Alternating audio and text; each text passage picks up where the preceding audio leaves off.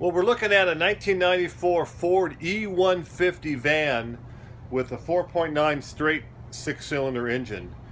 We did a timing chain cover and a oil pan gasket, and I wanted to share with some of the YouTube community that would be looking for how to do it on how we did it, so that you don't do any extra steps and you can learn from our mistakes.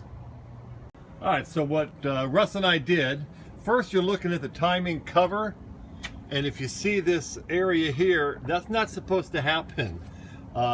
What happened was the harmonic balancer, the rubber that is vulcanized to the harmonic balancer, failed and moved inward toward the engine, caused that scrape, and it caused a oil leak pretty bad, and also it was ruining the serpentine belts because it was out of alignment. Turn it around, let's see the other side.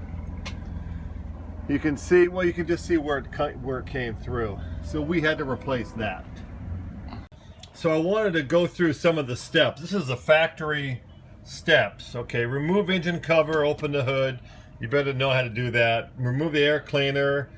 So the third step here is remove the retainer bolts for the idle air control valve and position it out of the way.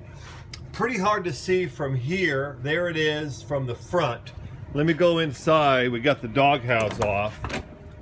Okay, and then put the camera right on it. It's right there where the wire is plugged into. And what it is, it's two 8mm bolts. 8mm socket takes that off, so you do that. It says remove the oil filter bracket, position it out of the way. You don't need to do that. Drain the cooling system, remove the heater hoses, remove the radiator, drain the oil. You should know how to take the radiator out. It's only 4 bolts in the hoses. If you can't at least do the radiator, then you shouldn't even be tackling this job. There's a wiring harness underneath that has to be unhooked. It's just one little bolt. All right, and then it says here to remove the starter, but you don't need to remove the starter. It's just the wiring harness for the starter, so it can be confusing.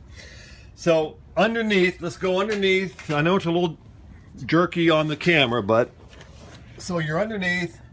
You have motor mounts here on each side. You can see the silver pan that we replaced. And then you got transmission mounts way under there. So what you want to do is take off the motor mounts, transmission mounts, jack the engine up until it hits. That'll be removed. That piece will be removed. You jack the engine up until it hits that, and then you drop the pan and it all comes out pretty easily. When you get the gasket back, I want to show you, get the high quality oil pan gasket. You see the little tab here and the tab here. This way you know for sure that the oil pan gasket is in the right place. Now, as far as taking off the front timing cover, you have to get a Ford clutch fan tool that takes off. I don't think I can get in here to show you that one. It's all closed up. But there's a clutch fan tool. You need to get in there, take that off, and then your normal harmonic balancer removal. It is regular left-handed, left loosey, right tighty. So counterclockwise to remove the bolt, and then use a harmonic balancer puller to pull the harmonic balancer off. Timing cover comes off without having to remove the air conditioner unit or any of the accessories. There's like 5 bolts. 2 of them are holding on the timing. Let's see, the timing indicator. 2 bolts hold that on, and then 3 are the underside of the oil pan. So it's pretty easy to do.